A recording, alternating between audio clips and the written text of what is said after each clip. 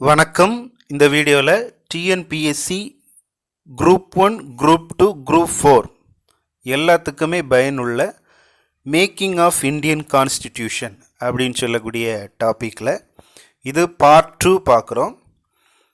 Other functions of constituent assembly, அரசியல் நிர்ணய சபையின் பிற செயல்பாடுகள் என்னென்ன அப்படின்னு பார்க்குறோம்.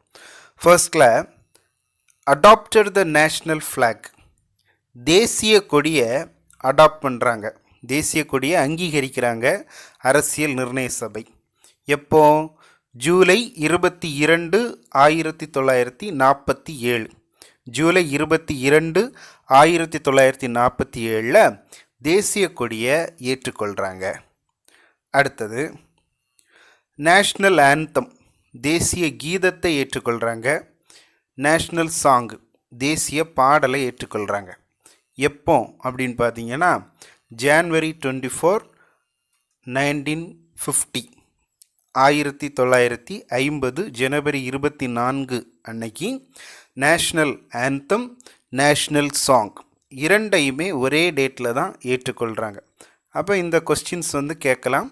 எப்போ அரசியல் நிர்ணய சபை தேசிய கீதத்தை ஏற்றுக்கொண்டது? எப்போது அரசியல் நிர்ணய சபை தேசிய பாடலை ஏற்றுக்கொண்டது?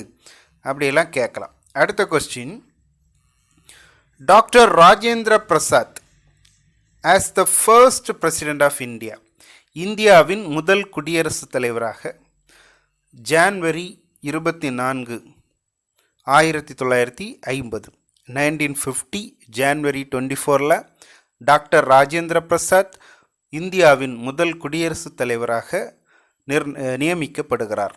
அப்போ 3 நிகழ்வுகள் ஒரே டேட்டில், நேஷ்னல் ஆந்தம், நேஷ்னல் சாங், அப்புறம் தேசிய இந்தியாவின் குடியரசுத் தலைவராக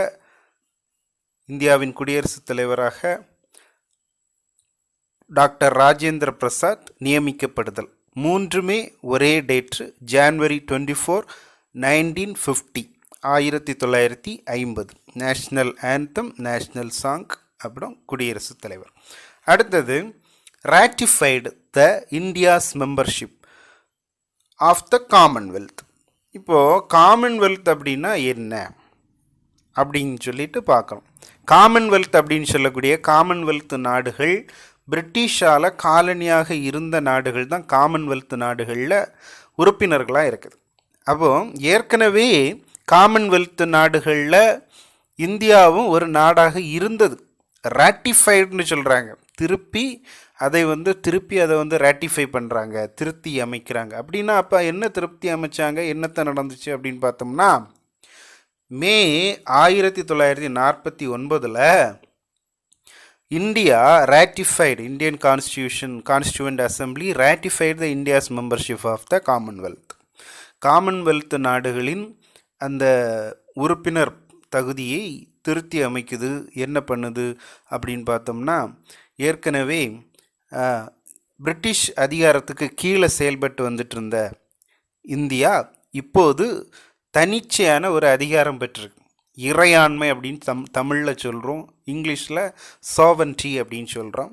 தன்னிச்சையான அதிகாரம் பெற்ற பின் அது தன்னுடைய நிலையை மாற்றிக்கொண்டு ராட்டிஃபை பண்ணுறாங்க மே 1949. அடுத்தது இந்திய அரசியல் அமைப்பை உருவாக்குறது, மேக்கிங் ஆஃப் இந்தியன் கான்ஸ்டியூஷன். எத்தனை அமர்வுகள் நடைபெற்றது? இந்த கொஸ்டின் கேட்கலாம். 11 செஷன்ஸ், அதாவது 11 அமர்வுகள். மீட்டிங் அப்படிங்கிறது வேறு, நிறைய மீட்டிங்ஸ் நடக்கும். ஆனால் அமர்வுகள், செஷன்ஸ் அப்படின்னு சொல்லக்கூடியது வேறு. இப்போது 12th புக்கில் பார்த்தீங்கன்னா, 12th பொலிட்டிக்கல் சயின்ஸ் புக்கில் 12 அமர்வுகள் அப்படின்னு போட்டிருப்பாங்க, 12 செஷன்ஸ் அப்படின்னு போட்டிருப்பாங்க. அது ஏன் அப்படின்னு சொல்லி விளக்கம் 2வது சொல்கிறேன். இப்போ பாருங்கள், ஃபர்ஸ்ட் செஷன், முதல் அமர்வு நடைபெற்ற நாட்கள், டேட் கொடுத்துருக்குறாங்க. டிசம்பர் 9 to 23 வரைக்கும் 1946 முதல் செஷன் நடக்குது. அடுத்தது 11th செஷன் எப்போ நடக்குதுன்னா, நவம்பர் 14 முதல் 26, 1946 வரைக்கும் 11th செஷன் நடக்குது. அடுத்த பாருங்கள், மீட்டிங் அப்படின்னு பார்க்கும்போது நான் ஏற்கனவே சொன்னது போல் மீட்டிங் அப்படிங்கிறது வேறு, செஷன் அப்படிங்கிறது வேறு. ஃபர்ஸ்ட் மீட்டிங் டிசம்பர் 9, 1946, 1946 டிசம்பர் 9ஆம் தேதி முதல் மீட்டிங் நடக்கிறது. லாஸ்ட் மீட்டிங் ஜான்வரி 24, 1950, 1950 ஜான்வரி 24 கடைசி மீட்டிங் நடக்குது. அப்போ பாருங்கள், இதில் கடைசி மீட்டிங்கில் தலைமை ஏற்றவர் யார் அப்படின்னா டாக்டர் ராஜேந்திர பிரசாத். அவர் தான் கடைசி மீட்டிங்கில் தலைவராக இருந்திருக்கிறாரு. அப்போ அதை கொடுக்குறாங்க, 12th புக்கில் கொடுக்குறாங்க. இப்போது அந்த லாஸ்ட்டு மீட்டிங் இருக்குது இல்லையா, அந்த மீட்டிங்கையும் ஒரு செஷனாக எடுத்திருப்பாங்க. லாஸ்ட் மீட்டிங் அதை கூட சேர்த்து ஒரு செஷனாக எடுத்திருப்பாங்க. அதையும் ஒரு தனி செஷனாக மாற்றி சொல்லியிருப்பாங்க. அப்படி மாற்றி சொல்லும்போது 12 செஷன் அப்படின்னு சொல்கிறாங்க. ஆக்சுவலி நம்ம எந்த புக்கை பார்த்தாலும், லக்ஷ்மிகாந்த் புக்காக இருந்தாலும் சரி, 10th சோசியல் சயின்ஸ் புக்கில் கூட நமக்கு என்ன கொடுத்துருக்குறாங்க அப்படின்னா 11 செஷன்ஸ் 166 டேஸ் ஆஃப் மீட்டிங்ஸ் அப்படின்னு சொல்கிறாங்க.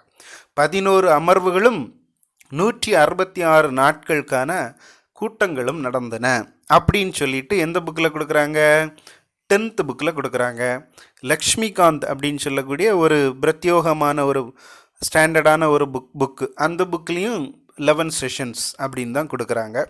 அப்போ நம்ம ரெண்டையும் ஞாபகத்தில் வச்சுக்குவோம். 12th புக்கில் என்ன போட்டிருக்குது, வேறு ஒன்றும் இல்லை, கடைசி மீட்டிங் நடந்தது, அதையும் ஒரு செஷனாக சொல்லி 12 செஷன்னு போட்டிருக்குது.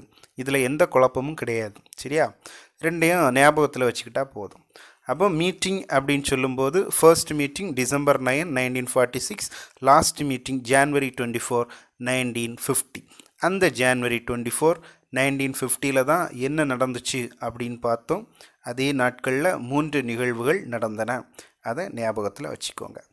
சரி, அடுத்தது இந்த இந்தியன் கான்ஸ்டியூஷனை மேக் பண்ணுறதுக்காக எவ்வளவு நாட்கள் செலவிட்டாங்க, எவ்வளவு இயர்ஸ், எத்தனை வருடங்கள், எத்தனை மாதங்கள், எத்தனை நாட்கள் அப்படின்னு பார்த்தோம்னா 2 years 11 months 18 days, 2 வருடங்கள் 11 மாதங்கள் 18 நாட்கள் இந்திய அரசியலமைப்பை உருவாக்குவதற்கு எடுத்திருக்கிறாங்க. இது அடிக்கடி கேட்கக்கூடிய கொஸ்டின் டிஎன்பிஎஸ்சியில் பார்த்து வச்சுக்க வேண்டியது தான். The constitution makers had gone through the constitution of about 60 countries, 60 நாடுகள், 60 நாடுகளில் இருந்து அந்த கான்ஸ்டியூஷன், 60 நாடுகளில் இருந்த கான்ஸ்டியூஷனை எடுத்து நம்முடைய கான்ஸ்டியூஷனை வந்து மேக் பண்ணியிருக்கிறாங்களாம் கான்ஸ்டியூஷன் மேக்கர்ஸ். அடுத்தது டோட்டல் எக்ஸ்பெண்டிச்சர் அப்படின்னா மொத்த செலவு எவ்வளவு அப்படின்னா 64 லட்சம். இந்திய அரசியலமைப்பை உருவாக்குவதற்கான மொத்த செலவுகள் 64 லட்சம், 64 lakhs. 6th ஸ்டாண்டர்ட் புக்கில் இது கொடுத்துருப்பாங்க. அடுத்தது ஜான்வரி 26, 1950, நமக்கெல்லாம் தெரியும். ஜனவரி 26 என்பது ரீபப்ளிக் டே, குடியரசு தினம் அப்படின்னு தெரியும். 1950 ஜனவரி 26 இந்திய அரசியலமைப்பு, இந்தியன் கான்ஸ்டிடியூஷன் அப்படிங்கிறது நடைமுறைக்கு வந்த நாள். சரியா, இம்ப்ளிமெண்ட் ஆன நாள். இட் கேம் இன்டு ஃபோர்ஸ் அப்படின்னு சொல்லுவாங்க. நடைமுறைக்கு வந்த நாள் ஜனவரி 26, 1950. அப்போது இதில் ஒரு விஷயம் இருக்குது. என்ன அப்படின்னா ஏப்ரல் 17, 1952 வரைக்கும் நடைமுறைக்கு வந்ததுக்கப்புறம் இது வந்து ஒரு தன்னிச்சையான, அதாவது ப்ரொவிஷ்னல், தற்காலிக, தன்னிச்சையானன்னு சொல்ல முடியாது, தற்காலிக பார்லிமெண்ட், ப்ரொவிஷ்னல் பார்லிமெண்ட்டாக செயல்பட்டது கான்ஸ்டியூவன்ட் அசம்பிளி. அப்போ இந்த கான்ஸ்டியூவன்ட் அசம்பிளி நடைமுறைக்கு வந்தாச்சு. அதுக்கப்புறமும் அதாவது எந்த டேட்டில் இருந்துன்னு பார்த்தீங்கன்னா நவம்பர் 26, 1949 ஒரு நிகழ்வு நடக்குது. நம்முடைய இந்தியன் கான்ஸ்டியூஷனை இந்தியன் கான்ஸ்டியூவன்ட் அசம்பிளி ஏற்றுக்கொள்கிறாங்க, அடாப்ட் பண்ணுறாங்க. நவம்பர் 26, 1949. அப்போது அது முதல் ஏப்ரல் 17, 1952 வரைக்கும் ஒரு ப்ரொவிஷ்னல் பார்லிமெண்ட், தற்காலிக பாராளுமன்றமாக கான்ஸ்டியூவன்ட் அசம்பிளி வந்து விளங்கியது. அப்போ அது வரைக்கும் என்ன நடந்துச்சு அப்படின்னு பார்த்தீங்கன்னா எலெக்ஷன் நடந்துட்டு இருந்தது. அடுத்த பாராளுமன்றம் முதல் பாராளுமன்றம் அமைவதற்கான எலெக்ஷன் நடந்துட்டு இருந்துச்சு. 1951 அக்டோபர் 23 தொடங்குறாங்க. மலைப்பகுதிகளில் தேர்தல் தொடங்குறாங்க. அப்போது இது நம்ம நல்லா ஞாபகத்தில் வச்சுக்கணும். ஷியாம் சரண் நேகி அப்படின்னு சொல்லக்கூடியவர் தான், அவர் தான் இந்தியாவுடைய ஃபர்ஸ்ட் ஓட்டர், முதல் வாக்காளர், இந்தியாவின் முதல் வாக்காளர். ஃபஸ்ட்டாக ஓட்டு போட்டது ஷியாம் சரண் நேகி. சுதந்திரத்துக்கு பிறகு ஹிமாச்சல் பிரதேஷ் அந்த மாநிலத்தை சார்ந்தவர் ஷியாம் சரண் நேகி. அடுத்தது கமிட்டிஸ் பார்க்கணும். கமிட்டிஸ் அப்படின்னு சொல்லும்போது மேஜர் கமிட்டிஸ் 8, மைனர் கமிட்டிஸ் இல்லை 13 இருக்குது. சரியா, 13 மைனர் கமிட்டிஸும் 8 மேஜர் கமிட்டிஸும் இருக்குது. அப்போ முதல்ல 8 மேஜர் கமிட்டிஸ் பார்த்துடலாம். மேஜர் கமிட்டிஸ் அப்படின்னு சொல்லும்போது யூனியன் பவர்ஸ் கமிட்டி, மத்திய அதிகார குழு அப்படின்னு சொல்லலாம். ஜவஹர்லால் நேரு அதற்கு தலைவராக இருக்கிறார். யூனியன் கான்ஸ்டிடியூஷன் கமிட்டி, மத்திய அரசியலமைப்பு குழு, அதுக்கும் ஜவஹர்லால் நேரு. ஸ்டேட்ஸ் கமிட்டி, அதை மாநில குழு அப்படின்னு சொல்லுவாங்க. மாநிலத்தை சீரமைப்பதற்காக கொண்டு வரப்பட்ட குழு, அதுக்கும் தலைவர் ஜவஹர்லால் நேரு. அப்போ ஜவஹர்லால் நேரு 3 கமிட்டிக்கு தலைவராக இருக்கிறாரு. அப்போ யூனியன் அப்படின்னு சொல்லிட்டு வந்தாச்சுனாலே நம்ம உடனே ஜவஹர்லால் நேரு போட்டுடலாம். Union powers committee, union constitution committee, அப்புறம் ஸ்டேட்ஸ் கமிட்டி. ஸ்டேட்ஸ் அப்படின்னு சொல்லும்போது மாநில குழு. சரியா, அப்போ 3க்குமே ஜவஹர்லால் நேரு. அடுத்தது சர்தார் பட்டேல். அவர் 2 கமிட்டிஸ்க்கு தலைவராக இருக்கிறார். ஒன்று provisional constitution committee. Provincial constitution committee அப்படின்னா மாகாண அப்படின்னு சொல்லுவாங்க. மாகாண அரசியலமைப்பு குழு, அதுக்கு சர்தார் பட்டேல் இருக்கிறார். Advisory committee on fundamental rights, அடிப்படை உரிமைகள். ஃபண்டமெண்டல் ரைட்ஸ்ன்னு பார்த்தீங்கன்னா உடனே சர்தார் பட்டேல் அவரை போட்டுடலாம். ஃபண்டமெண்டல் ரைட்ஸ் அதை பார்த்த உடனே சர்தார் பட்டேல் அப்படின்னு போட்டுடலாம். 2 குழுக்களுக்கு அவர் தலைவராக இருக்கிறார். இப்போ இதில் ஒரு பிரச்சனை வரும். இதனால தான் நம்ம இங்கிலீஷில் படிக்கணும் அப்படின்னு சொல்கிறது. ஏன் அப்படின்னா ஸ்டேட்ஸ் அப்படின்னு சொல்லும்போது மொழிபெயர்க்கும் போது மாகாணன்னு போட்டுருவாங்க, அதையும் கூட மாகாணன்னு போட்டுருவாங்க. ப்ரொவின்ஷியல் அப்படின்னாலும் மாகாணம். அப்போ இந்த 2க்கும் யார் அப்படின்னு சொல்லி குழம்போம். அப்போ நம்ம இங்கிலீஷில் தான் படிக்கணும். ஸ்டேட்ஸ் கமிட்டி, மாகாண குழு அப்படின்னு சொன்னால் அது ஜவஹர்லால் நேரு. அப்புறம் மாகாணம்னு சொன்னாலும் சரி அல்லது மாநிலன்னு சொன்னாலும் சரி அது நேரு. சரியா, ஸ்டேட்ஸ் கமிட்டி அப்படின்னா ஜவஹர்லால் நேரு. அதுபோல் ப்ரொவின்ஷியல் கான்ஸ்டிடியூஷன் கமிட்டி, இடையில கான்ஸ்டியூஷன் அப்படின்னு சொல்லக்கூடிய ஒரு வார்த்தை வரும். அரசியலமைப்பு, மாகாண அரசியலமைப்பு குழு அப்படின்னு சொன்னாங்கன்னா சர்தார் பட்டேல். அதை ஞாபகத்தில் வச்சுக்கோங்க. அடுத்தது ஃபண்டமெண்டல் ரைட்ஸ் அப்படின்னு சொன்னாலும் சர்தார் பட்டேல் சொல்லிடலாம். அடுத்தது ரூல்ஸ் ஆஃப் ப்ரொசீஜர், அதுக்கு டாக்டர் ராஜேந்திர பிரசாத். நம்ம பார்த்தோம், அவர் தான் முதல் குடியரசுத் தலைவராக இருக்கிறார். டாக்டர் ராஜேந்திர பிரசாத் அரசியல் அமைப்பு நிர்ணய சபையின் தலைவரும் அவர் தான். இந்தியன் கான்ஸ்டியூவன்ட் அசம்பிளி அதனுடைய தலைவர் president doctor Rajendra Prasad. Rules போடணுன்னா தலைவர் தானே போடுவாங்க, அப்படி ஞாபகம் வச்சுக்கலாம். ரூல்ஸ் ஆஃப் ப்ரொசீஜர், ஒரு ப்ரொசீஜராக கூட்டத்தை நடத்தணும், ரூல்ஸ் போடணும், அது தலைவரால் தான் முடியும். அப்போ doctor Rajendra Prasad. Steering committee, தமிழில் வழிகாட்டு குழு அப்படின்னு சொல்கிறாங்க. ஸ்டியரிங் கமிட்டி, அதுக்கும் டாக்டர் ராஜேந்திர பிரசாத் தான் தலைவராக இருக்கிறாரு. அப்போ ஒரு வழிகாட்டணும் அப்படின்னா தலைவரால் தான் முடியும், வேறு யாரும் வழிகாட்ட முடியாது. அப்போ rules of procedure, steering committee, 2க்கும் டாக்டர் ராஜேந்திர பிரசாத். அடுத்தது கடைசியாக டிராஃப்டிங் கமிட்டி. இது நிறைய பேருக்கு தெரியும், வரைவு குழு அப்படின்னு சொல்லுவோம். டிராஃப்டிங் கமிட்டியோட சேர்மன் டாக்டர் பிஆர் அம்பேத்கர். சரியா, அப்போ ஈஸியாக ஞாபகம் வச்சுக்க வேண்டியது தான். ஃபர்ஸ்ட்டு 3 விஷயங்கள் கொடுத்துருக்குறாங்க. Union powers committee, union constitution committee, states committee, 3க்கும் ஜவஹர்லால் நேரு. அப்புறம் provincial constitution committee, advisory committee on fundamental rights, Sardar Patel. Steering committee அப்புறம் ரூல்ஸ் ஆஃப் ப்ரொசீஜர் ரெண்டுக்கும் ராஜேந்திர பிரசாத். கடைசியாக டிராஃப்டிங் கமிட்டி அப்படின்னு சொல்லக்கூடியது டாக்டர் பிஆர் அம்பேத்கர். அப்போ மேஜர் கமிட்டிஸ் மொத்தம் 8. அடுத்த மைனர் கமிட்டிஸ் நிறைய இருக்கும், 13 இருக்குது. இருந்தாலும் கூட நம்ம ஒரு 3 பார்த்தா தாராளம் போதும். Ad hoc committee on national flag, தேசிய குழு, தேசிய கொடியை அமைக்கக்கூடிய ஒரு குழு டாக்டர் ராஜேந்திர பிரசாத் அவருடைய தலைமையில். அடுத்த ஹவுஸ் கமிட்டி அப்படின்னு சொல்லக்கூடியது Pattabhi Sitaramayya. Linguistic provinces commission, actually இது கமிஷன் சரியா, ஆணை, அதாவது மொழிவாரி மாகாணங்களை அமைப்பதற்கான ஆணையம் அப்படின்னு சொல்லுவாங்க. மொழிவாரி மாகாணங்களை அமைப்பதற்கான அல்லது மாநிலங்களை அமைப்பதற்கான ஆணையம், அது எஸ்கே தார் அவர்களுடைய தலைமையில். ஆக்சுவலி இவர் ஒரு கான்ஸ்டியூண்ட் அசம்பிளியோட மெம்பர் கிடையாது, நாட் அன் அசம்பிளி மெம்பர் சரியா.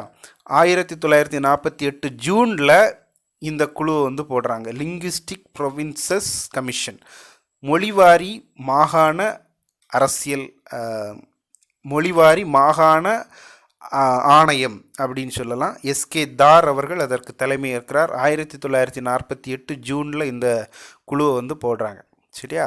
அப்போ இது நல்ல ஞாபகத்தில் வச்சுக்கணும், திருப்பி கேட்கக்கூடிய கொஸ்டின். மொழிவாரி பேசக்கூடிய மாநிலங்களில் மக்கள் பேசக்கூடிய மொழியை சார்ந்து மாநிலங்களை பிரிக்கணும் அப்படின்னு சொல்லக்கூடிய ஒரு குழு.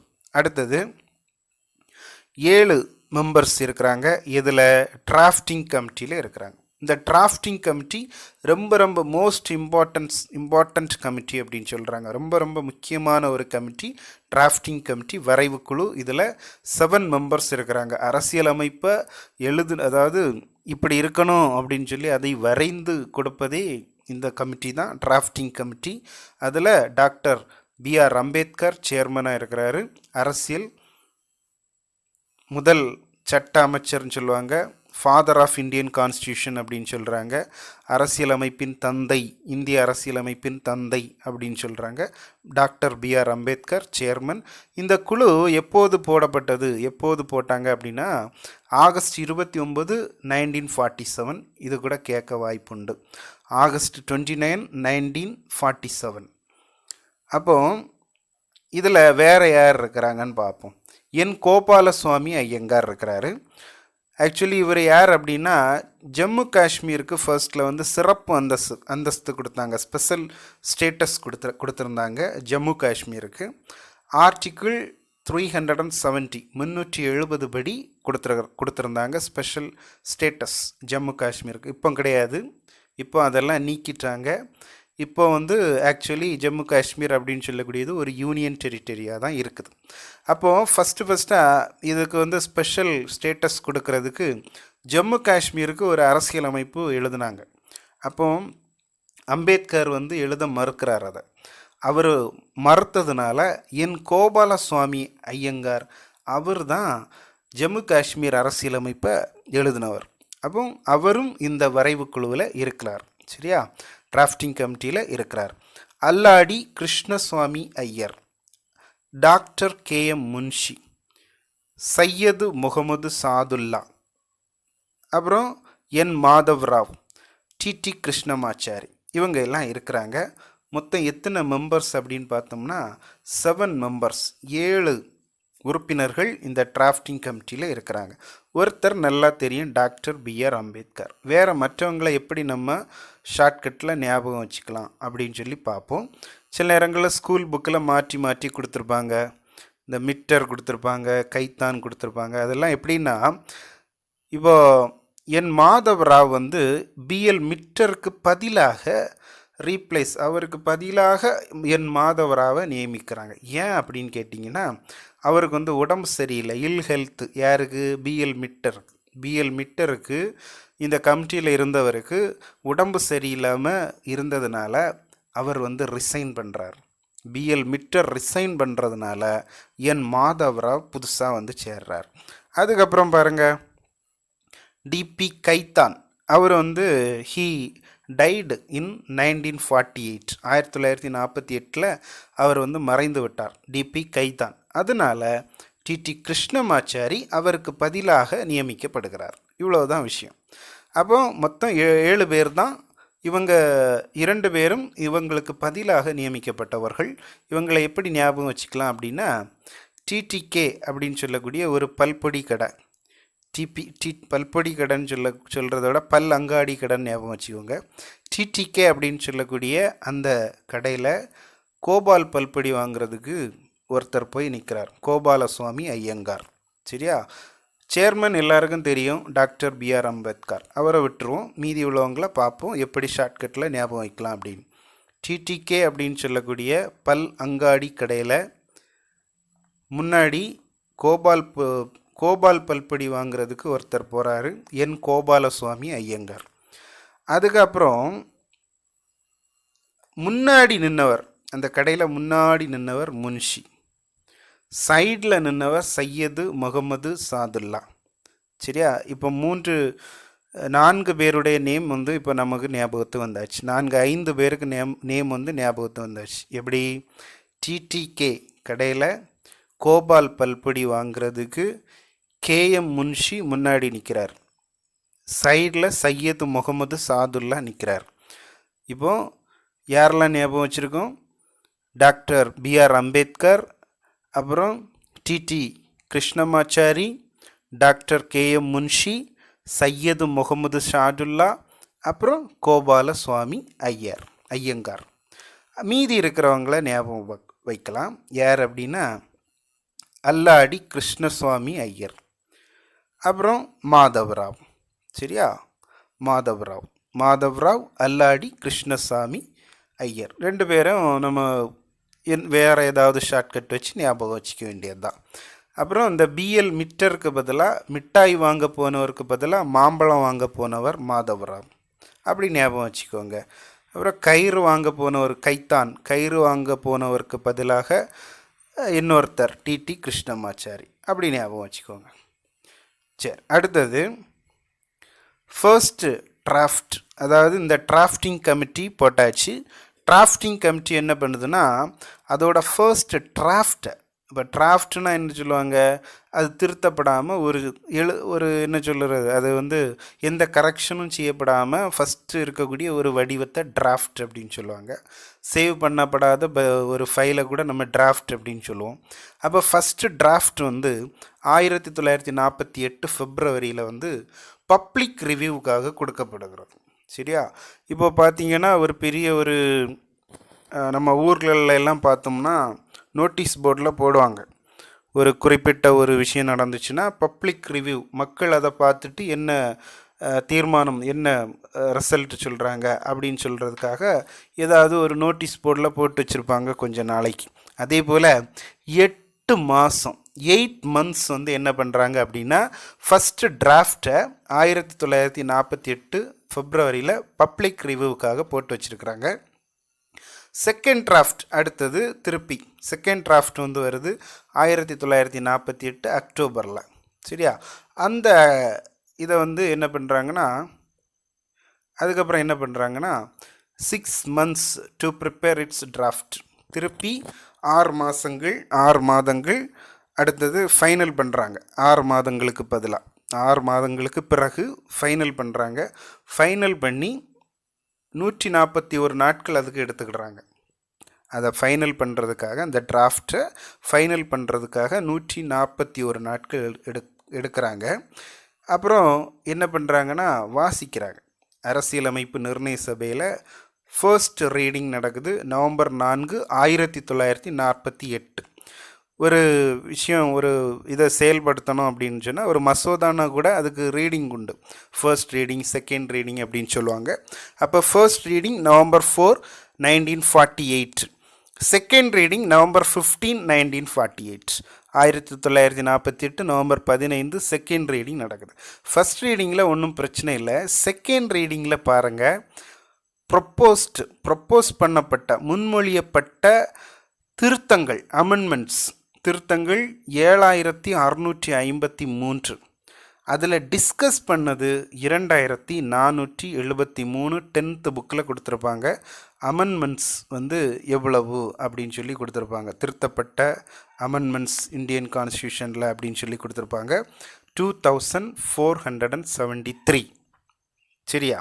அடுத்தது தேர்ட் ரீடிங்கில் பார்த்தீங்கன்னா இப்போ என்ன பண்ணுறாங்கன்னா தேர்ட் ரீடிங்கில் ஒரு பிரச்சனை இல்லை. 3வது ரீடிங் நவம்பர் 14 1949 அதோட முடிஞ்சுது. அதுக்கப்புறம் அடாப்டட். இப்போ நீங்கள் பார்த்தீங்கன்னா தெரியும், இந்த இந்திய அரசியலமைப்பினுடைய 11th செஷன் அப்படின்னு சொல்லக்கூடியது நவம்பர் 14 இருந்து நவம்பர் 26 வரைக்கும் 11th செஷன் அப்படின்னு சொல்கிறாங்க. சரியா? நவம்பர் 14 டு நவம்பர் 26 நம்ம ஏற்கனவே பார்த்தோம்.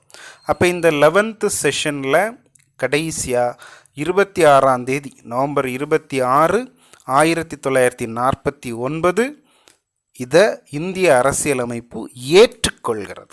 இந்திய அரசியலமைப்பு நிர்ணய சபை இந்திய அரசியலமைப்பை ஏற்றுக்கொண்ட நாள் நவம்பர் 26 1949 அடாப்ட் பண்ணுறாங்க.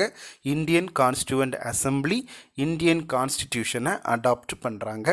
அப்போது சிக்னேச்சர் பண்ணுறாங்க, சைன் பண்ணுறாங்க. சைன் பண்ணுறதுக்கு 299 பேர் உண்டுன்னு நமக்கு தெரியும் இல்லையா? சுதந்திரத்துக்கு பின்னர் இந்தியன் கான்ஸ்டியூவன்ட் அசம்பிளியில் இருந்த மெம்பர்ஸ் 299. அதில் ப்ரெசன்ட் எத்தனை பேர் அப்படின்னா 284 தான் ப்ரெசன்ட். அந்த சைன் பண்ணுறாங்க இல்லையா, சிக்னேச்சர் பண்ணவங்க எத்தனை பேர் அப்படின்னு பார்த்தீங்கன்னா 284 பேர். இது ஓகே தான், இந்த கான்ஸ்டியூஷன் எங்களுக்கு போதும் அப்படின்னு சிக்னேச்சர் கொடுக்குறாங்க. அடுத்தது நவம்பர் 26 ஆக்சுவலி நம்ம அந்த அடாப்ட் பண்ணாங்க இல்லையா, அந்த நாளை என்ன பண்ணுறோம்னா கான்ஸ்டியூஷனல் டே, சட்ட தினம் அப்படின்னு சொல்லி நம்ம கொண்டாடுறோம். ஆக்சுவலி நவம்பர் 26 1949 இப்போ இந்தியன் கான்ஸ்டிடியூஷனை அடாப்ட் பண்ணிட்டாங்க, இந்திய அரசியலமைப்பை ஏற்றுக்கொண்டாங்க. ஆனால் வெயிட் பண்ணியிருக்காங்க. எவ்வளோ நாள் வெயிட் பண்ணியிருக்காங்கன்னா ஜான்வரி 26 1950 1950 வரைக்கும் வெயிட் பண்ணியிருக்காங்க. நமக்கு தெரியும் 1950 ஜனவரி 26 தான் இந்தியன் கான்ஸ்டியூஷன் அமலுக்கு வந்தது. சரியா? இம்ப்ளிமெண்ட் பண்ணப்பட்டது. இட் கேம் இன்டு ஃபோர்ஸ் அப்படின்னு நமக்கு தெரியும். அந்த ஹிஸ்டாரிக்கல் டே, அந்த டேக்காக அவங்க அடாப்ட் பண்ணதுக்கு அப்புறமும் கூட 1949 நவம்பர் 26 அடாப்ட் பண்ணதுக்கு அப்புறமும் கூட வெயிட் பண்ணி இருந்திருக்கிறாங்க. ஏன் அப்படின்னு பார்த்தீங்கன்னா 1929 1929 ஐஎன்சி செஷன் ஒன்று நடக்குது, இந்தியன் நேஷ்னல் காங்கிரஸ் செஷன், இந்திய தேசிய காங்கிரஸ் செஷன் ஒன்று எங்கே நடக்குதுன்னா லாகூரில் நடக்குது. இதுக்கு லீடராக இருந்தது ஜவஹர்லால் நேரு. சரியா? ஜவஹர்லால் நேரு 1929 காங்கிரஸ் மாநாட்டின் தலைவராக இருந்தார், லாகூர் காங்கிரஸ் மாநாட்டின் தலைவராக இருந்தார். அவர் 1930 ஜான்வரி 26 இந்தியாவுக்கு முழு விடுதலை கிடைத்து விட்டது, பூர்ண ஸ்வராஜ் டே, பூரண சுயராஜ்ய நாள் அப்படின்னு சொல்லிட்டு கொண்டாடுறாங்க. சரியா? நிறைய பிரிட்டிஷ்கிட்ட நிறைய முறையிடுறாங்க, நிறைய போராட்டம் நடத்துகிறாங்க, ஒன்றுமே நடக்கலை. இருந்தாலும் எங்களுக்கு விடுதலை நாள் கிடச்சிருச்சு அப்படின்னு சொல்லிட்டு 1930 ஜான்வரி 26 பூர்ண ஸ்வராஜ் டே, முழு விடுதலை நாள் அப்படின்னு சொல்லி கொண்டாடுறாங்க. இப்போது ஜனவரி 26 இருக்குது பார்த்தீங்களா, இந்த ஜான்வரி 26 தான் ஒரு ஹிஸ்டாரிக்கல் டேயாக ஞாபகம் வச்சு நம்முடைய இந்திய அரசியலமைப்பு 1950 ஜனவரி 26 கேம் இன்டு ஃபோர்ஸ், நடைமுறைக்கு வந்தது. அன்றுதான் நாம் ஜனவரி 26வது நாளை குடியரசு தினமாக கொண்டாடுகிறோம், ரீபப்ளிக் டேயாக கொண்டாடுகிறோம். அப்போது ஃபஸ்ட்டாக இருந்த இந்தியன் கான்ஸ்டியூஷனில் என்னெல்லாம் இருந்துச்சு, இட் கண்டைன்ஸ் அந்த டைமில் முதல்ல அது உருவாக்கப்படும் போது என்ன இருந்துச்சு, இப்போ என்னெல்லாம் இருக்குது, தென் நவ் அப்படின்னு பார்க்க போகிறோம்.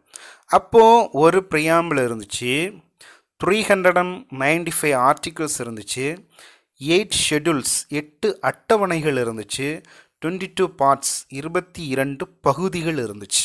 இப்போ என்ன இருக்குது, அதே ஒரே ஒரு ப்ரியாம்பிள் இருக்குது, ஒரே ஒரு முகப்புரை இருக்குது, 465 ஆர்டிகிள்ஸ் 465 விதிகள் இருக்குது. விதிகள் சொல்லும்போது மாறும், இதுக்கு கூட அதிகமாக கூட இருக்கலாம். அடுத்தது 12 ஷெட்யூல்ஸ் 12 அட்டவணைகள் இருக்குது, 25 பார்ட்ஸ் 25 பகுதிகள் இருக்குது. சரியா? அப்போ இருந்ததுக்கும் இப்போ இருந்ததுக்கும் என்ன டிஃப்ரென்ஸ் அப்படின்னு சொல்லிட்டு தான் நம்ம பார்த்துருக்குறோம். சரியா? அடுத்தது டாக்டர் பிஆர் அம்பேத்கர் அவரை பற்றி கொஞ்சம் பார்க்கணும். என்ன அப்படின்னா, ஃபர்ஸ்ட் லா மினிஸ்டர், இந்தியாவின் முதல் சட்ட அமைச்சர், ஃபாதர் ஆஃப் இந்தியன் கான்ஸ்டியூஷன், இந்திய அரசியலமைப்பின் தந்தை. அடுத்தது chief architect of Indian constitution, இந்திய அரசியலமைப்பின் தலைமை என்ன சொல்லுவாங்க, கட்டமைப்பாளர், தலைமை கட்டமைப்பாளர், chief architect of Indian constitution. அடுத்தது மாடர்ன் மனு, நவீன மனு அப்படின்னு சொல்கிறாங்க. இது இவ்வளவும் நல்லா பார்த்து வச்சுக்கோங்க. அடிக்கடி இதில் இருந்து கொஸ்டின் கேட்குறாங்க. Doctor BR Ambedkar, first law minister, father of Indian constitution, chief architect of Indian constitution, modern Manu. அடுத்தது என்ஃபோர்ஸ்மெண்ட் ஆஃப் த கான்ஸ்டிடியூஷன். இப்போது நம்முடைய இந்திய அரசியலமைப்பு ஜனவரி 26, 1950 வந்து நடைமுறைக்கு வந்தது, கேம் இன்டு ஃபோர்ஸ் அப்படின்னு சொன்னோம். ஆனால் அதுக்கு முன்னாடியே ஒரு சில என்ன சொல்கிறது, ஒரு சில அம்சங்கள் வந்து நடைமுறைக்கு வந்தது, ஒரு சில விதிகள் நடைமுறைக்கு வந்தது. அதை நம்ம பார்க்க போகிறோம் என்ன அப்படின்னு சொல்லிட்டு. ஆக்சுவலி அது நடைமுறைக்கு வந்ததுக்கு பிறகு தான் நிறைய இதுக்கு கொண்டு வந்திருக்கணும். ஆனால் அதுக்கு முன்னாடி ஒரு சில விஷயங்களை நடைமுறைப்படுத்திட்டாங்க. நவம்பர் 26, 1949 அந்த டைமில் இருந்தே ஒரு சில விஷயங்களை நடைமுறைப்படுத்துகிறாங்க. எதெல்லாம் அப்படின்னா, சிட்டிசன்ஷிப், குடியுரிமை, 5, 6, 7, 8, 9 இதெல்லாம் வந்து நடைமுறைப்படுத்திட்டாங்க. இப்போ அந்த 5, 6, 7, 8, 9 என்னென்ன அப்படின்னு சொல்லி இப்போ நம்ம குழம்ப வேண்டிய தேவையில்லை. ஆக்சுவலி அந்த டைமில் பாகிஸ்தானில் இருந்து மைக்ரேட் ஆனவங்க, இமிக்ரேட் ஆனவங்க, இவங்களை பற்றி சொல்லக்கூடிய ஆர்டிகிள்ஸ் தான் 5, 6, 7, 8, 9. அதை நம்ம இப்போ பார்க்க வேண்டாம், பின்னாடி பார்த்துக்கோங்க. குடியுரிமை, சரியா? சிட்டிசன்ஷிப், குடியுரிமை பற்றி சொல்கிறாங்க. அடுத்தது குடியுரிமையை வந்து எப்போ 1949 நவம்பர் 26 அந்த டைம்லே இதை வந்து இம்ப்ளிமெண்ட் பண்ணுறாங்க. அடுத்தது எலெக்ஷன், தேர்தல். நம்ம பார்த்தோம் இல்லையா, ஜனவரி 24, 1950 குடியரசுத் தலைவராக டாக்டர் ராஜேந்திர பிரசாத்தை வந்து எடுக்கிறாங்க. அப்போ தேர்தலை வந்து அவங்க கண்டிப்பாக இம்ப்ளிமெண்ட் பண்ணியிருக்கணும் தானே. அப்போ 60, 324 எலெக்ஷன் கமிஷன் பற்றி சொல்லும், அதெல்லாம் பிறகு பார்த்துக்கோங்க. அப்போ தேர்தல் இதை வந்து நடைமுறைப்படுத்துகிறாங்க. அடுத்தது ப்ரொவிஷ்னல் பார்லிமெண்ட்.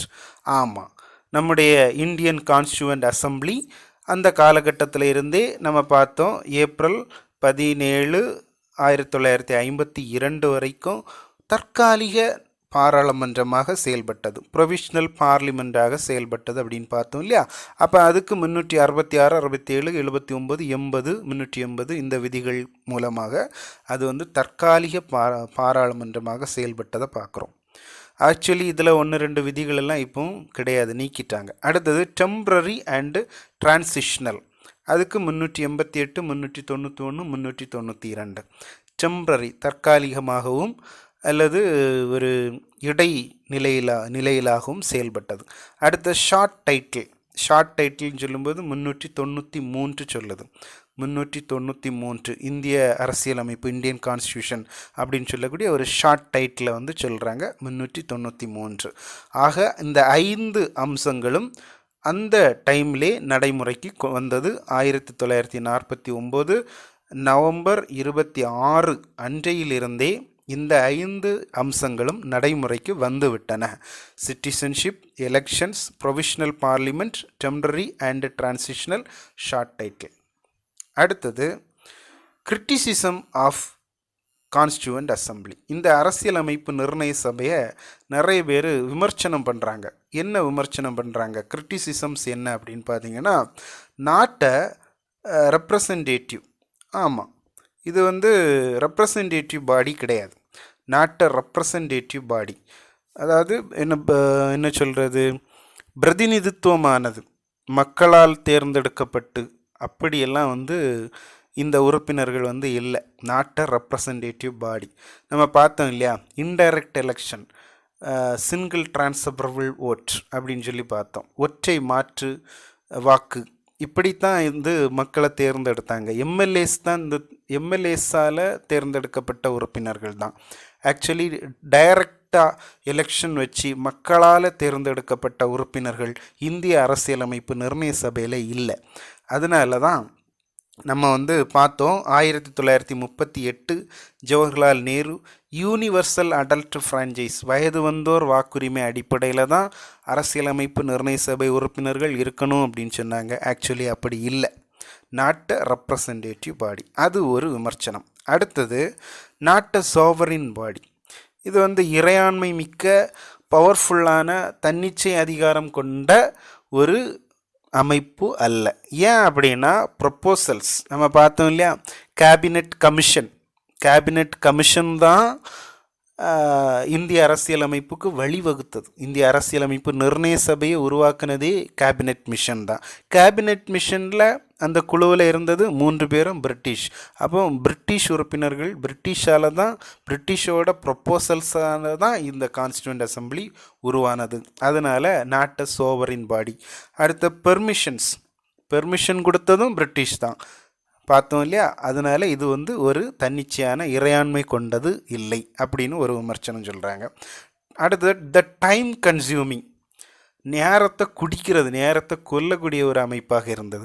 ஏன்னா நீங்கள் மற்ற கான்ஸ்டியூஷன், அமெரிக்கன் USA கான்ஸ்டியூஷன் இதெல்லாம் எடுத்துக்கிட்டிங்கன்னா நேரம் அப்படின்னு சொல்லக்கூடியது நம்ம கான்ஸ்டியூஷனை விட குறைவு தான். நம்ம கான்ஸ்டியூஷன் வந்து எத்தனை வருஷம் எடுத்தோம்? 2 years 11 months 18 days எடுத்திருந்தோம். ஆனால் மற்ற அரசியலமைப்பை விடவும் நம்ம வந்து அதிகமான நேரம் எடுத்திருக்கிறோம். அதனால் என்ன சொல்கிறாங்கன்னா டிராஃப்டிங் கமிட்டியை ட்ரிஃப்டிங் கமிட்டி அப்படின்னு சொல்கிறாங்க. ட்ரிஃப்டிங் அப்படின்னா வேறு ஒன்றும் இல்லை, டு மூவ் ஸ்லோலி, ரொம்ப ஸ்லோவாக ஆமை போல் நடக்கிறது. சரியா? இப்படி யார் சொல்கிறா? நஸ்ருதீன் அகமது அப்படின்னு சொல்லக்கூடியவர் டிராஃப்டிங் கமிட்டியை ட்ரிஃப்டிங் கமிட்டி அப்படின்னு சொல்லி விமர்சனம் பண்ணுறாரு. ஆக்சுவலி இவர் கூட ஒரு மெம்பர் தான், கான்ஸ்டியூண்ட் அசம்பிளியில் ஒரு மெம்பர் தான். அவரே அப்படி சொல்கிறார்.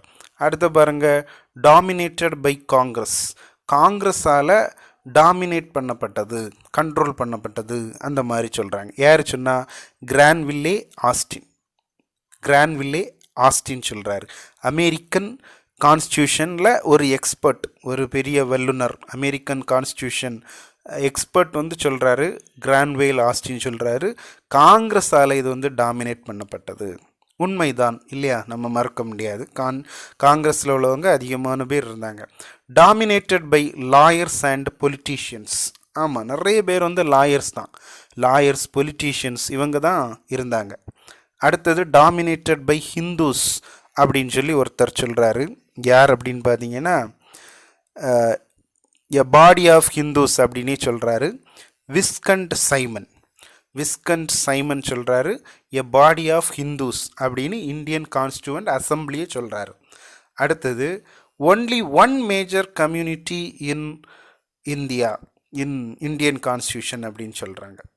ஆமாம், ஒரே ஒரு கம்யூனிட்டி தான் இருந்துச்சு, வின்ஸ்டன் சர்ச்சில் அப்படின்னு சொல்கிறார். அவரை சொன்ன விஷயம் என்னென்னா, ஒரே கம்யூனிட்டின்னு சொல்கிறது ஹிந்துஸ் கம்யூனிட்டி தான் இந்தியன் கான்ஸ்டியூண்ட் அசம்பிளியை உருவாக்குச்சு அப்படின்னு சொல்லி வின்ஸ்டன் சர்ச்சில் சொல்கிறாரு. ஆக்சுவலி இந்த வின்ஸ்டன் சர்ச்சில் அப்படின்னு சொல்லக்கூடியது காந்தியடிகளை அரை நிர்வாண பக்கிரி அப்படின்னு சொல்லுவார். விமர்சனங்கள் தான் இதெல்லாம். அடுத்தது இம்பார்ட்டன்ட் ஃபேக்ட்ஸ் பார்க்குறோம். முக்கியமான உண்மைகள் என்னென்ன அப்படின்னு சொல்லி பார்க்கலாம். ஃபர்ஸ்ட்டு, இதோட சிம்பல், இந்தியன் கான்ஸ்டியூண்ட் அசம்பிளியோட சிம்பல் எலிஃபண்ட், யானை. சரியா? யானை அப்படின்னு சொல்லக்கூடியது நம்முடைய தேசிய பாரம்பரிய விலங்கு. யானை தேசிய பாரம்பரிய விலங்கு, எலிஃபண்ட். அதுதான் இந்திய அரசியலமைப்பு நிர்ணய சபையின் சின்னம். அப்போ இது பார்த்திங்கன்னா நம்ம தமிழ்நாடை பாருங்கள். தமிழ்நாட்டில் சேரர், சோழர், பாண்டியர் இப்படி 3 பேர் மூவேந்தர்கள் இருக்கிறாங்க. இந்த மூவேந்தர்கள் வெளியிட்ட நாணயங்களில் பார்த்திங்கன்னா அவங்களுடைய சின்னம் இருந்துச்சு. ஆனாலும் ஒரு பக்கம் அவங்களுடைய சின்னம் இருந்தாலும் இன்னொரு பக்கம் 3 பேர் வெளியிட்ட நாணயங்கள்லேயும் யானை வந்து இருக்கும். யானை தவிர்க்க முடியாத ஒரு விலங்காக பார்க்கப்படுகிறது. அப்போ சிம்பல். அடுத்தது கான்ஸ்டியூஷனல் அட்வைசர், லீகல் அட்வைசர், சட்ட ஆலோசகர் தமிழில் சொல்கிறோம். அவர் யார் அப்படின்னா BN ராவ். நிறைய பேர் குழப்பிடுவாங்க. பிஎன் ராவ் அப்படிங்கிற அவரையும் எம்என் ராயும் போட்டு குழப்புவாங்க. எம்என் ராய் வந்து 1934 இந்திய அரசியலமைப்பு நிர்ணய சபை, இந்திய அரசியலமைப்பு தேவை அப்படின்னு ஃபஸ்ட்டு டிமாண்ட் வச்சவர். 1925 சிபிஐ உருவாக்குறதுக்கு ஒரு முன்னோடியாக இருந்தவர். பிஎன் ரா அப்படின்னு சொல்லக்கூடியது கான்ஸ்டியூஷனல் அட்வைசர், சரியா, சட்ட ஆலோசகராக இருந்தவர். ரெண்டையும் போட்டு குழப்பிடாதுங்க. அடுத்து செக்ரட்டரி பார்த்தீங்கன்னா ஹெச்பிஆர் ஐயங்கார். ஹெச்பிஆர் ஐயங்கார் இதோட செக்ரட்டரியாக இருக்கிறார். அடுத்தது chief draughtsman SN Mukherjee. Actually HC Mukherjee வேறு, எஸ்என் முகர்ஜி வேறு. சீஃப் டிராஃப்ட்ஸ்மேன் அப்படின்னு சொன்னால் எஸ்என் முகர்ஜி. அடுத்தது கேலிகிராஃபர்ஸ். இதை கைப்பட எழுதினவங்க, அதாவது இந்திய அரசியலமைப்பை கைப்பட எழுதினவங்க கேலிகிராஃபர்ஸ் என்று சொல்கிறாங்க. இங்கிலீஷில் பிரேம் பிகாரி நரைன் ரைசடா, நம்ம 10th புக்கில் கொடுத்துருப்பாங்க. இங்கிலீஷில் இதை எழுதினவர் பிரேம் பிகாரி நரைன் ரைசடா. அதோடு இந்தியில் எழுதினவர் யார் அப்படின்னு பார்க்கணும். விசாண்ட் கிருஷ்ணன் வைத்தியா. வசந்த் கிருஷ்ணன் வைத்தியா. வசந்த் கிருஷ்ணன் வைத்தியா அப்படின்னு சொல்லக்கூடியவர் ஹிந்தியில் எழுதினவர். இங்கிலீஷில் பிரேம் பிகாரி நரைன் ரைசடா. அடுத்தது டெக்கரேஷன் பார்க்கும்போது இங்கிலீஷில் டெக்கரேட் பண்ணது அழகாக நீங்கள் பார்த்துருப்பீங்க. ப்ரியாம்பிள் கூட அழகாக டெக்கரேட் பண்ணி வச்சுருப்பாங்க. We the people of India அப்படின்னு சொல்லி தொடங்கும். அப்போ ராம் மனோகர் சிங்கா, சரியா. இங்கிலீஷில் இங்கிலீஷில் பிரேம் நரைன் ரைசடாக இருக்கிறார்ல, அவர் வந்து எழுதின அதை வந்து டெக்கரேட் பண்ணவர் ராம் மனோகர் சிங்கா. ஹிந்தியில் இந்த வசந்த் வைத்தியா, வசந்த் கிருஷ்ணன் வைத்தியா அவர் எழுதிய அந்த ஹிந்தி வெர்ஷனை டெக்கரேட் பண்ணவர் நந்த்லால் போஸ். அடுத்தது the original copies of the Indian constitution. ஹிந்திலையும் இங்கிலீஷ்லையும் இருந்த அந்த ஒரிஜினல் காப்பீஸை வந்து ரொம்ப பத்திரமாக பாதுகாத்து வச்சுருக்கிறாங்க. ஹீலியம் ஃபில்டு கேசஸ், அந்த ஹீலியமால் நிரப்பப்பட்ட பேழைகளில் வச்சுருக்கிறாங்க. எங்கே வச்சுருக்கிறாங்க அதான் முக்கியம். எங்கே வச்சுருக்கிறாங்கன்னா library of the parliament of India, இந்திய பாராளுமன்ற லைப்ரரியில் வச்சுருக்கிறாங்க. எப்படி? ஹீலியம் ஃபில்டு கேசஸ், ஹீலியம் வாயுவால் நிரப்பப்பட்ட ஒரு இதில் பத்திரமாக வச்சுருக்கிறாங்க. அப்போ இது வரைக்கும் நம்ம வந்து என்ன பார்த்துருக்குறோம் அப்படின்னா மேக்கிங் ஆஃப் கான்ஸ்டிடியூஷன் அப்படின்னு சொல்லக்கூடிய டாபிக் பார்த்துருக்குறோம். ரொம்ப பயனுள்ளதாக இருக்கும். இந்த நோட்ஸு நீங்கள் எழுதி வச்சு படிக்கலாம், ரொம்ப பயனுள்ளதாக இருக்கும். குரூப் 2 குரூப் 1 இதுகளுக்கு மட்டும் இல்லாமல் குரூப் 4க்கும் இது வந்து ரொம்ப யூஸ்ஃபுல்லாக இருக்கும். புக்கில் இருந்து நிறைய தகவல்கள் வந்து சேர்த்து எடுத்து தான் இதில் வந்து உங்களுக்கு கொடுத்துருக்குறேன். அதனால் குரூப் 4க்கும் குரூப் 2 குரூப் 1 எல்லாத்துக்குமே ரொம்ப பயனுள்ளதாக இருக்கும். படித்து பயன்பெறுங்க. நன்றி.